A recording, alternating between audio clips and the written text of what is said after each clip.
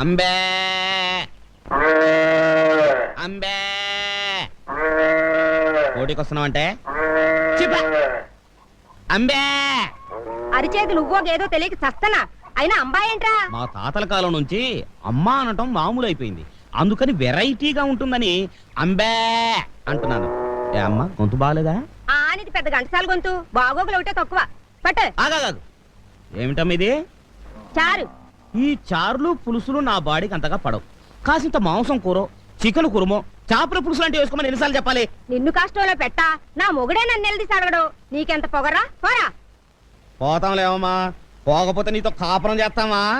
నీ ఇల్లు కాకపోతే 100 ఇళ్ళు. అంబే.